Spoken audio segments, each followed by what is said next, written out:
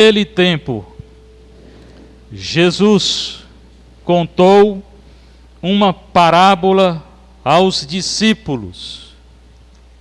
Pode um cego guiar outro cego? Não cairão os dois no buraco?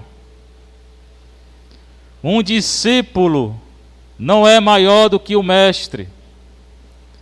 Todo discípulo bem formado será como o mestre. Porque vês tu o cisco no olho do teu irmão e não percebes a trave que há no teu próprio olho? Como podes dizer a teu irmão: irmão, deixa-me tirar o cisco do teu olho, quando tu não vês a trave no teu próprio olho? Hipócrita, tira primeiro a trave do teu olho, e então poderás enxergar bem, para tirar o cisco do olho do teu irmão. Não existe árvore boa que dê frutos ruins, nem árvore ruim que dê frutos bons. Toda árvore é reconhecida pelos seus frutos. Não se colhem figos de espinheiros, nem uvas de plantas espinhosas. O homem bom tira coisas boas do bom tesouro do seu coração, mas o homem mau tira coisas más do seu mau tesouro, pois sua boca fala do que o coração está cheio. Palavra da salvação. Glória a vós, Senhor. Sentar um pouquinho, você que está em casa, você que está aqui na nossa igreja matriz, a igreja mais bonita de Fortaleza, ao menos para mim é Evangelho de Lucas, de Jesus Cristo segundo Lucas. Lucas não foi apóstolo, foi um seguidor de Paulo, foi missionário como Paulo. Ele conheceu muita coisa sobre Maria. É o que mais fala sobre Maria, sobre perdão. Parábola do filho pródigo, só quem tem é Lucas. Bom pastor, tudo isso é só de Lucas. Fala muito do pobre e do Espírito Santo. É o evangelho desse ano. Eu hoje fiz a 34ª formação sobre Marcos, faltam 2. Daqui a 2 formações eu vou terminar Marcos, aí vou começar Lucas. Assista, é de graça. Além dessa formação, tem 15 formações sobre o catecismo e 12 sobre o Tratado de São Luís Maria, tudo de graça. Só você entrar no nosso canal, é tudo de graça, gratuito. Quem não souber como fazer, final da missa, pergunta ali na secretaria. Os meninos da Pascom, os meninos aqui, Coroinha, que eles sabem. Vocês sabem? Vocês sabem? Os Coroinha aí. Aquele não sabe não. O segundo sabe. Sabe? Ela está chegando agora. Sabe? Não, tem 2 que não sabem. Então pergunta a Pascom, pergunta esses 2, pergunta ali na Andréa, secretaria. Evangelho inicia dizendo: naquele tempo. É hoje, agora, na hora que anunciado acontece. Aconteceu e acontece agora. Do jeito que eu estou proclamando aqui, está acontecendo. Se você colocar em prática o que eu estou dizendo, e eu também, você cresce na fé e eu também. É assim que o Evangelho se torna vida. Quando eu coloco na prática. O que? O que nosso Senhor está ensinando. Então eu tenho que colocar na prática o que eu vou escutar, o que já escutou e o que o padre vai explicar. Jesus contou uma parábola aos discípulos. Discípulos eram mais de 70, já disse. 12 apóstolos, 70 discípulos, 3, Pedro, Tiago e João, que ficavam do lado de Nosso Senhor. Ele conta uma parábola. Parábola é uma história. Ele contava história, Nosso Senhor, gostava de contar história. Só que era uma história que tinha um sentido religioso. Às vezes a gente conta história, e a nossa história assim não tem sentido de nada. Às vezes tem sentido, dois sentidos, né? Sentido que não é bom, só para fazer o outro rir. Nosso Senhor não fazia isso. Ele não queria só fazer o outro rir, não. Ele contava a verdade. Falava uma linguagem simples e levava o povo para Deus. Isso é a parábola. É uma história que o povo conseguia entender. Mas ele queria levar o povo para Deus, que o povo entendesse. A parábola é a seguinte, ó, como é que ele começa falando. Ele faz uma pergunta. Pode um cego guiar outro cego? Eu pergunto para vocês. Um cego pode guiar outro cego? Pode? Como é que faz? Se os dois são cegos. Um cego não pode guiar outro cego. Mas aí pense, por que ele está dizendo isso? O cego aqui não é nem o cego dos olhos, não. É a cegueira espiritual, são os condutores do povo, os padres, as autoridades, que não entende bem a palavra de Deus ou explica errado. Aí ele é um cego. Quem não entende direito a palavra de Deus, não explique não, porque você vai desvirtuar o povo do caminho de Deus. A cegueira aqui não é a cegueira do olho, é a cegueira espiritual, é gente que conduz o outro para o mal. E o outro está pensando que é o caminho correto, e não é. Então, se você não tem vida de oração, confissão, adoração, missa, se não lê a palavra, por que vai explicar se você não leu a palavra, se você não entendeu? Tanta gente que fala da palavra de Deus fala errado. Nem leu direito. Aí vai dizer que só 144 mil se salvam. Não entendeu nada. Aí bota medo em todo mundo. Vê o cão em todo canto. O cão existe mesmo. Ele não tem poder como Nosso Senhor tem, não. Falei várias vezes aqui. Eu fiz o curso de exorcismo em Roma. O único padre de Fortaleza que fez o curso de exorcismo fui eu, que morei lá. Então, eu entendo isso. Quando o cão está presente, eu sei. Mas ele não tem poder como Deus tem. Não tem. Quem vive uma vida de sacramento, o cão não tem poder. Pronto. Tem para quem está longe de Deus. Mas tem gente que bota medo no povo. Agora, se você vai para macumba, para espiritismo, não é problema seu. Ali primeiro não deve ir. Ali ele tem poder? Tem. Tem. Né? Bem, então um guia cego não pode guiar outro cego. Um pastor, seja quem for, um guia espiritual, que não vive a lei de Deus, os caminhos de Deus, não pode guiar ninguém, não. E como é que eu sei que o pastor enxerga bem? Se ele segue a palavra de Deus. O povo nota. Nota quando o padre só fala em dinheiro, só quer dinheiro, só pensa nele. O povo nota. Às vezes fica anos e anos na paróquia, nada faz. Não é só padre não, qualquer um. Então um cego não pode guiar outro cego, nem vocês. Se você não tem certeza do conselho que vai dar, se esse conselho não é bom, não aconselhe, fique calado. Tanta gente aconselhando gente a abortar. Isso é cegueira. É cego guiando cego. Gente aconselhando casal homossexual. Não tem nada não. Tem, é pecado. É cego guiando cego. Gente aconselhando eutanásia. Pecado. É cego guiando cego. Então preste atenção.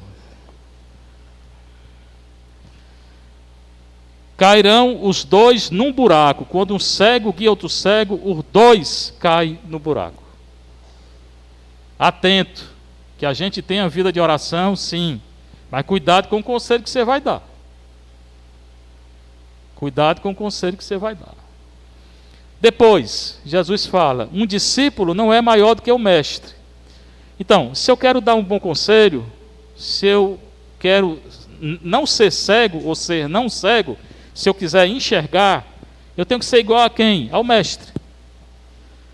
Eu tenho que ser igual a quem? A Nosso Senhor. Como é que eu posso ser igual a Nosso Senhor?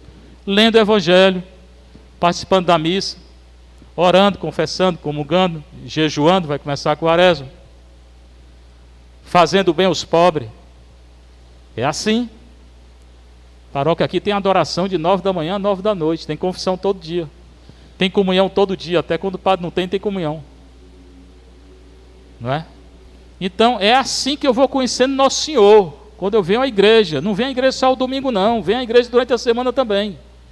Eu não tenho tempo, tem, a missa aqui é 19 horas, e a igreja aqui é aberta o dia todo. Então tempo tem, é só arranjar um tempo para Deus. Então, eu deixo de ser cego quando eu sigo o Mestre. O Mestre é Jesus, ele está aqui na nossa igreja, nós somos católicos.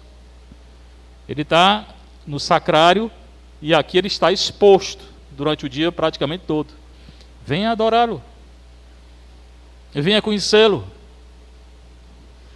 Todo discípulo bem formado será como o Mestre. Você quer reconhecer uma pessoa? Se ele enxerga, se ele parece como Nosso Senhor, se ele fala a verdade, se ele anuncia a verdade, se não busca o próprio interesse. É 1 Coríntios 12, 31 a 13, 13, o hino da caridade, que eu já expliquei aqui. Caridade é paciente, prestativa, é isso, aquilo, tudo crê, tudo suporta. Esse é o discípulo, igual ao mestre. Esse pode seguir outro? Pode. Se não for assim, seguir, pode ensinar outro? Pode. Se não for assim, ele pode ensinar? Não. Não escute ele não. Se ele não é como Nosso Senhor, não escute não. Depois Nosso Senhor continua. Hoje tem muita coisa que ele está ensinando. Por que é que tu vês o cisco, uma coisinha pequena assim, né? No olho do teu irmão, se tu tem uma trave no teu olho? Ou seja, por que é que a gente nota um pecado pequeno no irmão e a gente tem um pecado maior? A mania que a gente tem de falar do outro, né? Ah, fulano de tal é isso, aquilo, fala, e às vezes nem é verdade. E às vezes quem está falando peca muito mais. Tem um pecado muito maior. Porque quando a pessoa tem um pecado grande, ela é inquieta. Então ela fala do outro. É impressionante como é verdade. Geralmente quem fala muito do outro é muito inquieto. E não é bem consigo. Quando fica olhando só para fora, não está bem consigo próprio. Às vezes não se perdoou. Então, por que é que eu vou ver um defeito no outro se eu tenho um defeito maior? É o que Nosso Senhor está dizendo. Então, cada um cuida da própria vida e deixa a vida do outro. Ficar olhando, sei lá, vai e fica no alpendre da casa lá, vendo todo mundo passar, olhando todo mundo falando. Fica em casa rezando, vai rezar o texto. É melhor. Porque às vezes pode ser que o nosso pecado seja pior do que o pecado do outro. E eu vou ser julgado da maneira que eu julgar. E não percebes a trave que há no teu próprio olho. Como pode dizer a teu irmão, irmão, deixa que eu tire o cisto do teu olho. Deixa o cisto do olho do teu irmão, que Nosso Senhor cuida dele. Cuide você da trave do teu olho, do seu pecado. Vá confessar seu pecado primeiro. Quem não tiver pecado, o que Nosso Senhor disse àquela mulher? Que não tiver pecado, atire a primeira pedra. Todos nós temos, só Maria e Jesus que nunca teve. Você teve, eu tive, todo mundo teve. A gente luta para não pegar mais, mas todo mundo teve, né? Então deixa o outro e procure ser santo. Quando não vês a trave no teu próprio olho. E Nosso Senhor vai falar de uma maneira muito forte. Ele vai dizer: hipócrita, mentiroso, safado. Hipócrita é isso, seu safado. Quem é o safado? É quem fica olhando a vida dos outros. Olhe para a sua vida. Você não tem vida não? Nosso Senhor fala muito forte, né? Tira primeiro a trave do teu olho. Vai confessar teu pecado primeiro. Aí tu poderás enxergar para tirar o cisto do olho do teu irmão. E o único que pode enxergar bem é Maria e Jesus, como eu falei, que nunca pecaram. Eles podem nos dizer o que fazer. E Nosso Senhor está dizendo o que fazer. Hoje são essas palavras. Ele continua: não existe árvore boa que dê bons frutos, que dê frutos ruins. Agora fala da árvore do fruto. Uma árvore boa dá fruto bom. Uma árvore ruim dá fruto ruim. Essa árvore quem é? Quem são? Somos nós. É pelos nossos frutos que a gente vai entender quem a gente é e que os outros também vão ver quem a gente é. Por exemplo, alguém que vive uma vida de oração, confissão, adoração, missa, dá bom fruto. Se não vive, não dá bom fruto. Né? A gente percebe claramente no mundo como o mundo está muito agitado hoje. Né? Graças a Deus que esse ano não teve carnaval por causa dessa doença. Graças a Deus. Tomara que nunca mais tenha carnaval nesse país. Só pecado. Mas a gente vê quando a pessoa está envolvida com o álcool, com essas coisas do mundo mesmo. Qual é o fruto deles? Violência, desrespeito, né? Muitas vezes não obedece em casa. Um filho, por exemplo, envolvido com droga. É o mundo. Qual é o fruto? Uma pessoa assim não reza, não confessa, não lê a palavra. Então, o fruto manifesta, ou seja, a nossa vida manifesta quem a gente é. Quem vive em oração, confissão, como eu sempre falo, dá bom fruto. Quem não vive, não dá. Hoje está cada vez mais claro isso. Né? Aqui a gente tem um exemplo que muitas vezes a missa é interrompida porque não respeitam, nem a igreja. Quantas vezes eu falo aqui, né? Desrespeito pela igreja. Então, o fruto é a nossa vida. Se eu estou procurando a Deus, eu vou dar fruto. É o bom fruto. Se eu não estou procurando, eu não vou dar bom fruto. Aí vem todo tipo de violência, discórdia, desunião, pecado, adultério, fornicação, tudo. Que nosso Senhor fala também no Evangelho. Toda árvore é reconhecida pelos seus frutos. Não se colhem figos de espinheiros, nem uvas de plantas espinhosas. A mesma coisa. Né? O fruto bom nasce de uma árvore boa. E a árvore boa está plantada em Deus. Está plantada na palavra de Deus. Então leiam a palavra de Deus. Nós estamos passando por um período muito difícil. Muito difícil hoje na história da humanidade. Eu penso que pouca gente está percebendo o que está acontecendo. Está na hora de acordar. Essa guerra pode se tornar geral. Preste bem atenção. Preste bem atenção. Como consequência do pecado, do fruto mau, do pecado mesmo. Isso pode se alastrar e já chegou aqui, porque a gasolina vai aumentar e o seu salário vai diminuir.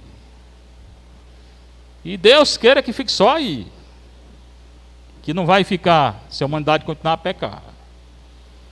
Né? O preço do petróleo vai disparar, porque o petróleo vem de lá. Vai ter dificuldade de vir, então vai aumentar o preço. Se aumenta o preço do petróleo, aumenta a gasolina. Se aumenta a gasolina, aumenta tudo. No final do ano, o seu salário está menor. Aí vem fome, carestia, tudo isso. Consequência que da guerra e do pecado. Isso se a guerra mesmo não chegar aqui. E pode chegar.